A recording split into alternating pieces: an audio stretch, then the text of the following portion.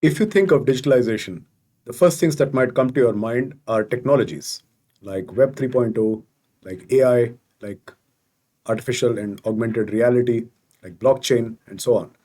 But rather than think about specific technologies, what I want to do is give you a set of basic processes that underlie digitalization, and those are general. So they apply across the different technologies that we might be thinking about. So, what are these three basic processes? First, there's representation. It's the conversion of things that are in the physical world or in the analog realm into digital format. Second, there is connectivity. So once we have managed to convert things into digital formats, they still might exist in different parts of the world across different actors. How do we link them up? That's connectivity. And third, there's aggregation. Through connectivity of digitally represented content, we can pull all that together, aggregate it together, and then extract a lot of insight and intelligence out of it, particularly using smart algorithms like artificial intelligence. So, representation, connectivity, aggregation. These are the three basic processes underlying digitalization. And they pretty much underlie everything, every technology that we talk about today, whether it's virtual reality, whether it is cloud computing, whether it is blockchain, whether it's AI. Let me give you an example using the context of the music industry. Some of us might be old enough to remember a time when music used to be recorded on things called long playing records, LPs. These were actually made of clay, and you used to put them on a turntable, a gramophone record that would rotate the thing around slowly. You'd put a needle on it that would convert the analog signals in the grooves of the record into sound. And it had a particular kind of sound quality, and there is still a bit of a nostalgia market around this today. So these were called LPs. And the first big move came towards digitalization when LPs went into becoming CDs or compact discs and eventually MP3 files. So just taking the same content that existed in analog format and turning it into these digital representations. That was representation. Next came connectivity. So all of us sitting around different parts of the world had our own CDs, had our own MP3s. But what do we do if we wanted to connect and exchange our files with each other? Now, some of you might also be old enough to remember Napster.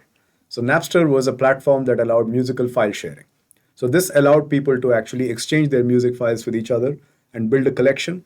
And that was really connecting up the existing digital representations. The third step was aggregation. So now players like Spotify came along, compiled all these MP3 files into one giant database, and were able to run very smart, intelligent algorithms on that data to extract a lot of insight. What kind of insight? What kind of songs are you likely to like? What can we recommend to you? What are your friends listening to? Which song is more likely to be successful and downloaded many, many times? So, this is what you can do once you have all this pooled data together in one place through the application of intelligent algorithms or AI. So, you can see the entire sequence of steps in this industry from digital representation, LP to CD, connectivity, Napster, to aggregation, Spotify. So, representation, connectivity, aggregation. This is the same basic triad of processes that underlies any technology today in the digital world we talk about. So, think about blockchain. So, blockchains are a particular way of representing digital transactions, connecting them up across people, and aggregating them in the form of something called a distributed ledger, which creates an immutable record of these transactions that can't be hacked, that can't be changed anymore, right? That's the real power of blockchain. What's the metaverse? The metaverse is a set of technologies that allow us to convert ourselves, our analog or physical selves, into a digital representation using avatars, which can then connect with each other. And of course, the next step would be to take all the data from that connectivity and design better interactive experiences for us through aggregation. What's cloud computing? It's a technology for aggregating, connecting, and representing digital information. What's virtual reality? It's a close cousin of the metaverse. So you see the point. Each of these technologies essentially is resting on the same underlying set of basic processes around digital representation, connectivity, aggregation, and the extraction of insight from that aggregation.